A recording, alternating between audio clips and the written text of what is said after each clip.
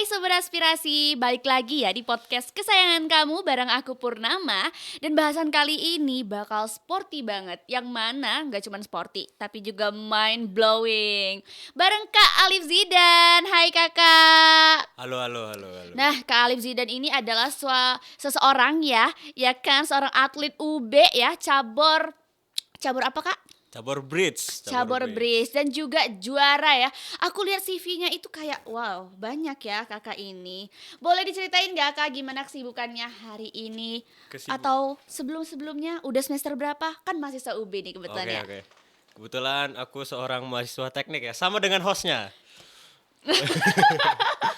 Gak boleh Yeah. kita ya. Oke, gimana kak? Angkatannya juga sama, angkatan 22, tapi aku ngambil jurusan teknik industri. Wow, banyak ya. Ini udahlah non akademiknya oke, akademiknya juga jalan berarti ya. Ya, jalan-jalan. Kebetulan sekarang tinggal skripsi aja sih. Oke, aman kak itu skripsinya. Aman banget.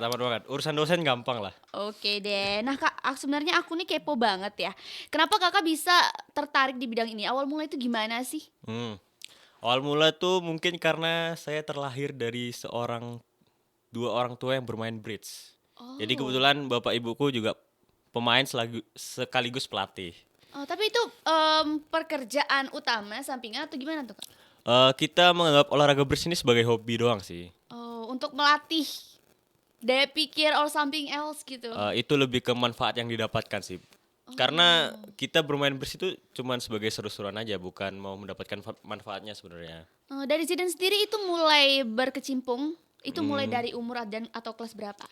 Dari umur sekitar dari tahun 2012 apa 2013 ya, itu sekitar berarti umur 8 apa 9. 9, berarti SD ya? SD kelas 3. Oh, dan itu awal mulanya udah pada langsung lomba, langsung dikejar langsung lomba atau ya udah take it slow gitu? Awal mulanya sih karena saya sering dari kecil itu diajak ke lomba ya, ke tempat lomba, dibawa-bawa kemana-mana.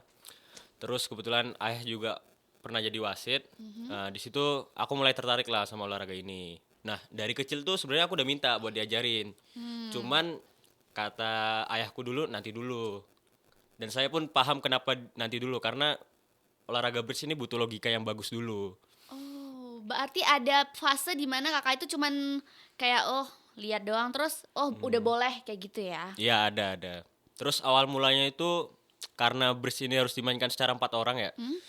Karena waktu itu aku sendirian, aku ngajak tetangga-tetanggaku buat ikut main bridge, kayak gitu. Kayaknya nggak cuman yang seumuran aja ya, bapak-bapak juga bisa pada saat itu. Bisa, tapi kan kalau anak kecil main sama bapak kan segan juga kan. Iya sih, benar-benar. Nah, itu dari Zidan sendiri ya, buat pengenalan ke bridge ini, itu boleh nggak dijelasin ke teman-teman sekilas aja ke bridge itu gimana? Barangkali ada yang masih kurang familiar gitu. Sebenarnya kalau menjelaskan bridge secara verbal doang itu agak susah. Oke. Tapi yang jelas bridge itu olahraga kartu, dimainkan secara pasangan. Ya, satu meja itu ada 4 orang, dua lawan dua. Nah, itu ntar akan diuji skornya yang paling optimal kayak gitu. Jadi sekalipun kartunya jelek, itu nggak ada masalah kalau di perlombaan seperti itu. Oke. Nah, sejauh ini ya. Paling fokusnya cuma di logik, ingatan sama mental doang. Berarti sangat-sangat ini ya memberikan dampak ke Zidan sendiri sampai sekarang. Maksudnya pikiran dan pola pikir dan step-step metodenya itu benar kepake gitu ya. Bahkan di dunia kuliah mungkin Kak. Sangat kepake untuk memperhitungkan suatu kondisi itu kadang perlu logik yang bagus dan decision yang bagus lah. Dan di bridge itu melatih itu kayak gitu. Aku setuju sih karena aku juga sempat bukan di bidang ini namun ya di olahraga yang benar-benar ngelatih mental gitu ya. Nah, sejauh ini Kak, buat event yang paling berdampak atau gede lah istilahnya dan memberikan kontribusi yang cukup baik ke kakak sendiri, ke Zidan sendiri, ataupun mungkin event-event yang ditunggu orang banyak gitu, yang bisa menaikkan pamor gitu. Kalau secara impact paling secara duit sih ya, karena semua event tuh sama ya kalau secara manfaatnya. Tapi buat hadiah prize pool itu ya paling ya eventnya doang. Tergantung kalau eventnya resmi kayak misalnya PON itu nggak tahu ya bonusnya berapa ya. Porprov itu kalau Surabaya emas tuh dapat 50 juta setahu. Itu untuk 2 orang doang misalkan berhasil. Satu orang dapat 50. Wow. Nah, Wah, Kalau bener 2 deh, emas bener bisa deh. beli mobil second lah. Apa agi-agi dapat lah. Itu medalinya yang dijual ceritanya atau gimana? Reward dari Rewardnya. pemerintahnya. Oke. Jadi misal kayak Asian Games, kita main Hmm. menang nih, ntar kan dikasih Indonesia bonus berapa gitu. Itu kemarin udah sempat belum ngajuin hasil yang kakak punya itu ke skala fakultas kita atau universitas gitu? Pernah kemarin kalau dari skala universitas tuh paling besar di Pomnas. Pomnas. Itu diselenggarakan oleh Dikti dan bergengsi juga kan buat mahasiswa. Itu tingkat nasional. Ada ini nggak sih Dan ritual-ritual gitu sebelum mulai lomba dari kamu sendiri? Kayak ya sejauh ini kan udah lama ya, mungkin kalau dulu mungkin ya udah datang yang penting badan fit lomba gitu. Atau ada kayak kamu harus baca sesuatu atau ngelakuin ritual lah pokoknya. Ritual khusus kayaknya nggak ada sih, nggak ada. Paling cuman tidur cukup, kalau nggak beli kopi, kalau misalnya tidurnya nggak cukup paling beli kerating daeng kayak Red Bull lah. Ini boleh boleh nggak? Aman kok, Oke aman. oke. Beli Ini minuman. namanya juga tips ya? Minuman apa namanya? Minuman power lah. Yang Power. kadar teori nama kafeinnya tinggi. Oh iya, itu durasi perlombaan itu berapa lama sih kira-kira? Durasi tuh biasanya macam-macam sih, tapi biasanya seharian tuh full. Sehari tuh kita main 60 board Itu berapa jam? maksimal. Board nih kayak gini, satu Oke. dekar tuh lah. Uh-huh. Itu satu board tuh 7 sampai 8 menit standarnya. Jadi kalau misalnya 60 board ya, kalau 10 board itu standarnya 1 jam 15 menit kali 6 lah. Berarti hampir 8 jam. Hampir kayak orang kerja lah. Itu bener nggak boleh kita keluar stage atau ke toilet kayak something? Ada jedanya lah. Ada Kayak jeda per sesi ya. tuh biasanya 8 sampai 10 board. Kadang 16 board. Kadang pun kalau kita ke toilet mesti ada dari panitia nemenin kayak gitu. Oh, cukup ketat juga ya Ya, ternyata. kalau event yang resmi ya. Tapi kalau event-event biasa tuh mau langsung ke toilet pun ya bebas aja sih. Nah, Kak, aku nih sebenarnya tertarik ya. Mungkin sobat aspirasi juga tertarik nih. Dan. Gimana kamu nanggepin isu terkait bridge yang orang tuh banyak berpandangan ini tuh kayak main kartu, main judi nggak sih? Padahal sebenarnya kita tuh adu otak di sana, bukan adu nasib gitu. Sangat-sangat sering ya. Tapi biasanya saya jawabnya dengan bola juga judi. Sesimpel itu. Oke, berarti kamu nggak mematahkan stigma itu ya? Ya itu mematahkan bola itu juga judi. Karena di bridge pun kita nggak pakai uang gitu loh. Tuh. Nah kalau bola pakai uang ya jadi judi juga kan. Oke, Nah benar sih. di bridge ini ada kondisi idealnya juga. Jadi nggak untung-untungan. Jadi susah juga kalau disebut judi. Kalau pakai uang ya judi juga akhirnya. Sebenarnya semua olahraga pun bisa dibilang judi kayak gitu. Benar sih. Kalau gini, lebih ke kamu kan mainnya berdua tuh. Nah, seringkali itu bisa juga cewek atau cowok kan. Berarti chemistry itu penting banget dong atau it's just formalitas?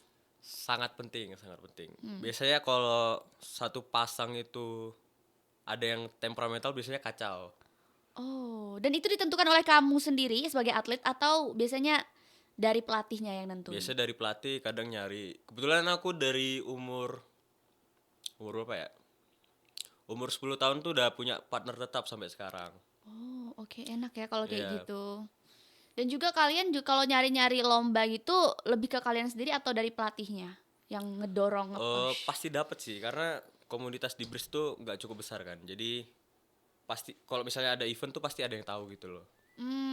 Dan kebanyakan itu eventnya yang paling digencar ya kayak skala nasional atau lebih ke yang daerah-daerah dulu gitu.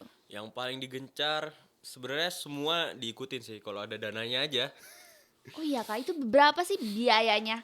Paling minim deh sampai paling tinggi.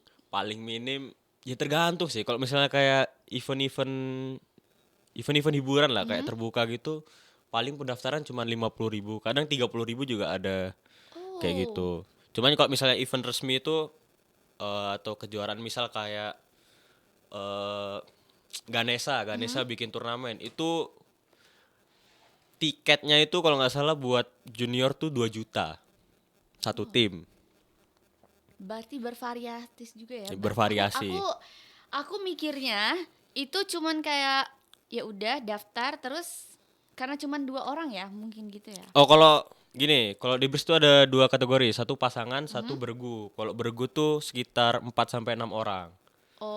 Yang main Oh. tiap tiap kali tanding yang main 2 pasang kayak gitu. Jadi minimal 4 orang, maksimal 6 orang. Dan itu juga kalau untuk rewardnya nggak cuma dari medali dan prize aja ya, atau ada bentuk piala sebenarnya? Terkadang dapat piala, kadang dapat sertif. Ya paling sering sertif sih, sertif. Oke, nah ini kan contohnya ya, kalau kadang kita tuh dapet kartu yang jelek, atau sebenarnya yang kayak gitu tuh tergantung otak kita aja cara mainnya. Jadi apapun kondisinya, ya udah tergantung kitanya atau justru kartunya gitu. Nah, di BRIS tuh yang dibandingkan itu dengan posisi yang sama. Agak susah, kita pakai inilah, pakai boards. Contoh, Kak. Nih, boardnya kan ada tulisan North, Aha. West, East, South. Misal kalian duduk di selatan gitu. Skor kalian itu bakal dibandingin sama orang yang selatan juga. Oke. Jadi misal kalian di main selatan skornya minus 50, orang lain minus 100, ya kalian lebih unggul di situ. Tapi misal kalian dapat 1000 pun, tapi orang lain dapat 1100, kalian tetap kalah gitu. Jadi lebih ke selisih antar skor yang posisinya sama gitu. Berarti kalau kedepannya itu lebih ini ya. Oke, kamu keberuntungan kamu atau justru strategi yang kamu pakai jadinya. Strategi. Tetap ya. Pasti ending-endingnya peluang. Peluang. Paling itu gambling itu sekitar ya paling maksimal 10% lah. Kayak tapi pun itu nggak jauh-jauh gitu loh. Pasti masih besar dari perhitungan peluangnya. Berarti soft skillnya itu lebih kayak udah latihan aja atau justru kamu juga harus banyak ngobrol juga gitu. Ngobrol, jarang sih orang di bridge ngobrol itu. Oh, sama yang aku pernah lihat itu ada ini ya. Ada palangnya gitu gak sih? Oh, ada tirai. Ada tirainya gitu. Itu semua perlombaan bakal pakai tirai atau gimana? Biasanya kalau event kecil gitu nggak pakai tirai. Tirai itu buat nutupin antar timnya. Jadi misal aku partner Purnama nih, aku tuh nggak boleh setirai sama Purnama. Jadi yang setirai sama aku tuh lawanku satu.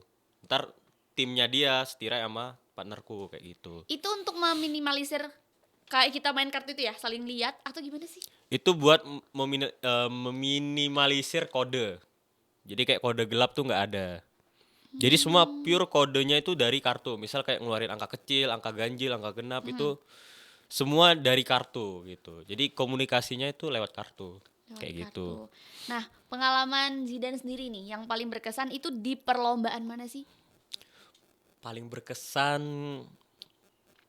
Dua deh, kayak satu yang menang, tapi satu yang benar-benar ngasih experience berbeda gitu. kayaknya ada 2 sih. Waktu Oke. itu tahun berapa ya? Tahun 2014 di Surabaya. Ada kejuaraan nasional pelajar. Di situ aku dapat emas. Tapi Mantap pas dapat banget emas ya. tuh nggak bahagia. Loh, Ya biasa kok aja bisa? gitu loh. Kok bisa? Ya bahagia lah karena itu event nasional yang ku menangi pertama. Yang endingnya bahagia tuh dapat duit dari Surabaya tuh dikasih 2 juta. Itu buat umur berapa ya? Umur 9 atau 10 ya? Itu sangat wow lah. Anak kecil dapat 2 juta itu kan kayak keren banget kan gitu. Langsung beli PS ya pasti ya. Enggak lah. terus Beli apa ya waktu itu? Lupa lah. Terus kalau satu lagi tuh secara prestis, secara kebanggaan tuh pas tahun 2023. Itu ada Piala Gubernur di Malang. Gubernur Jatim dapat gelar Best Jatim. Itu aku ngalahin atlet nasionalnya Indonesia. Itu dari mana Kak Zidane? Itu orang Jatim juga atletnya. Orang Jatim. Iya. Tapi kamu mengakui nggak kalau orang-orang atlet Jatim ya, cabur apapun, iya. kayak memang mereka tuh punya quality yang oke daripada provinsi lain? Nggak juga sih ya. Nggak juga ya? Nggak juga. Maksudnya kadang tuh ini ya kalau di dunia atlet tuh biasanya transfer pemain tuh sering. Jadi kayak Pertukaran maksudnya.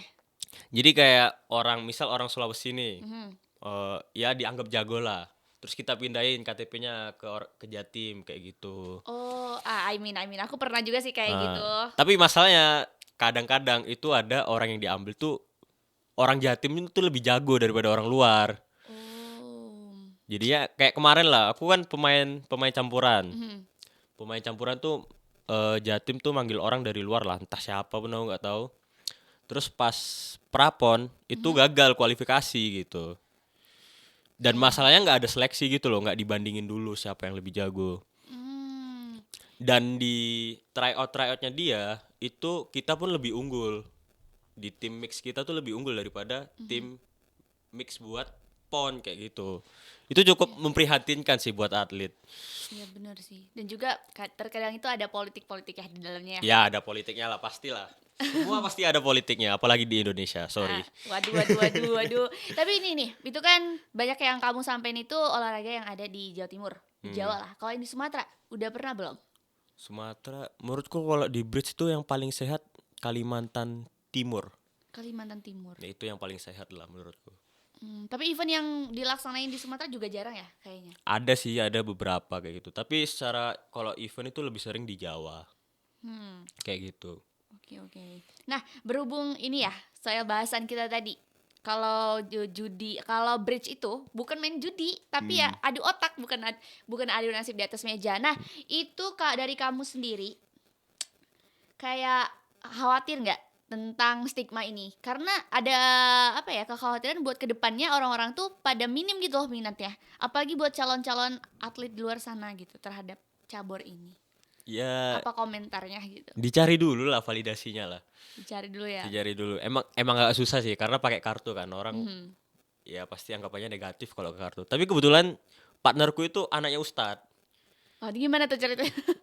Jadi namanya Habibah lah. Itu anaknya ustadz. Itu pun pas diajak main bridge tuh sangat gampang gitu loh. Karena dijelasin dengan detail. Itu tuh bukan judi kayak gitu. Berarti di awal itu pada saat dia ya mencoba lah setidaknya ya, itu udah ada komentar dari orang tuanya buat nggak boleh gitu. Ada juga yang kayak gitu akhirnya ku jelasin. Akhirnya ya emang harus dijelasin sih. Karena biasanya orang tua pun susah juga buat terbuka untuk mencari informasi itu susah. Akhirnya mau nggak mau kalau misalnya orang mau ngikutin ini ya kita kasih tahu lah kayak gitu. Betul banget sih. Mungkin dari Kak Zidan sendiri tuh ada nggak sih keluh kesahnya terhadap cabur ini ya? Ataupun dari segi perspektif yang Kak Zidan lihat nih sebagai mahasiswa ataupun orang yang berkecimpung sebagai atlet di luar secara umum gitu. Keluh kesah sih sponsor sih. Sponsor itu hal paling susah kalau buat atlet. Ini sponsornya dalam hal untuk mendaftar aja atau gimana nih? Ya mendaftar akomodasi kayak gitu-gitu. Oh, bener-bener. Bahkan kadang kayak kita ngajuin ke universitas pun juga susah. Seperti itu. Untungnya kalau di UKM Bridge tuh masih ada lah alumni yang masih punya duit. Itu masih ada. Perikatan kalau dari segi ikatan alumni udah masih cukup ya? Masih cukup Support. support. Bahkan kemarin tuh kita sempet minus ya sebut aja 2 juta lah. Kasih itu tuh gimana minus tuh? 2 juta buat berangkat ke Bandung langsung ditambah lah sama alumni. Kayak gitu. Untungnya ada alumni lah. Kalau nggak ada alumni kayaknya kita kerja juga ini cari uang. Bener sih bener. Karena sejauh ini ya aku juga salah satu atlet juga tapi di cabur yang berbeda itu dukungan orang tua sih sebenarnya sekarang ya. Dari dana juga dan juga kadang untuk nyeimbangin antara akademik dan non akademik itu juga susah. Apalagi jadwalnya juga padat. Kalau dari Kak Zidan sendiri tuh gimana? Dari orang tua tuh ngobrol. Kalau dari orang tua gimana pun ngobrol. Kalau dari dana ya cari sponsor. Jawaban paling solutif adalah cari sponsor. Terus apalagi terakhir? Oh, kegiatan akademik, kesibukan. Itu pinter-pinternya time management sih. Karena pasti bisa kok. Karena pasti ada lah salah satu atlet yang lebih berpengalaman dan pasti dulunya lebih sibuk tuh pasti ada gitu. Betul. Tapi itu misalkan memang lagi bentrok sama akademik bakal ada surat dispen kah dari UKM-nya? Oh, ada. Ada, kita ngajuin dispensasi kayak gitu. Aku sebenarnya sangat tertarik ya karena olahraga yang nggak cuman sekedar olahraga yang cuman untuk rilis stres tapi mind blowing gitu. Kakak bisa jelasin nggak? Misalkan contoh nih, lagi kuliah, Nah, apakah ada di pikiran kakak tuh terputar gitu atau terlintas skill dari bridge ini? Kayak gimana sih bentuknya? ya sebenarnya mau menanggapi yang stress release itu ya. Kadang pun kita stres main bridge. Oh gitu. Iya. Kadang ya ada beberapa kondisi yang membuat atlet tuh lebih stres di di bidangnya kayak gitu. Terus buat kondisi manfaat di bridge buat di perkuliahan ada sih di kehidupan sehari-hari kayak gitu. Paling besarnya tuh di decision making kayak gitu. Oh ya, ini ya kalau kita tuh teknik tuh problem solving banget. Problem solving ya, betul. Oke, betul betul betul. Tapi banyak gak kasus yang ketika perlombaan itu sendiri atlet-atlet itu kondisi psikologisnya nggak baik dan mereka berhenti di tengah-tengah. Ada banyak. Sumpah? Kalau olahraga otak tuh banyak yang kayak gitu. Ya ibarat kayak catur lah, catur. Ada legenda dunia tuh namanya Bobby Fischer. Itu sampai sakit jiwa kalau nggak salah ceritanya itu. Padahal dia jago banget main catur. Waduh. Kamu jangan sampai ya. Oh, enggak. I just remind you ini. Tapi boleh deh sambil diminum deh. Mungkin kamu stres ini lagi ngadepin Enggak. akun. Kebetulan aku tipe orang kalau misalnya ada salah tuh ya udah biarin aja, dicuekin aja, langsung reset aja lah, kayak gitu. Bahkan kayak timku salah pun nggak ku blaming, ku tertawain lah paling nggak. Ya lebih sarkas sih sebenarnya. Ya. Tapi ya udah gitu loh. Tapi misal pahamilah kepribadian dari tim itu. Misal emang ada yang nggak bisa dikerasin ya jangan dikerasin, dinasehatin aja kayak gitu. Benar banget. Kalau untuk dari UKM sendiri itu yang ada di ini ya Kak? Dekat CL itu ya kalau Di bridge. UKM Bridge tuh terletak di CL yang gedung paling deket Masjid Raden Patah. Oh, yang sebelah sini Ya, di lantai 3, ruangannya Benar. 3.7. Kalau buat opreknya itu sendiri itu lebih ke UKM atau sebenarnya di luar UB itu ada ininya sendiri. Maksudnya?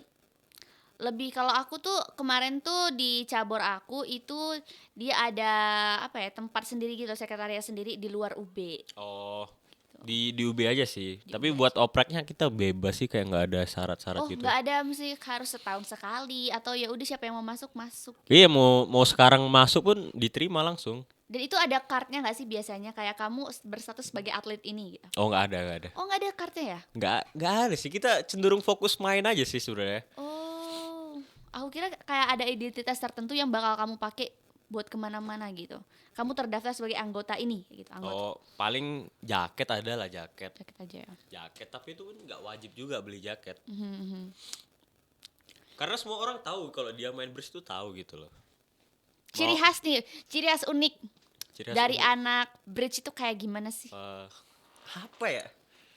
Nggak ada sih kayaknya. Ciri khas unik macam-macam ya orang-orang itu di bridge. Barangkali ada misalkan nih kayak kalau yang atlet apa ya? Basket gitu. Basket gitu ya kelihatan banget ya secara physically. Tapi mungkin kayak atlet Dilihat nembak.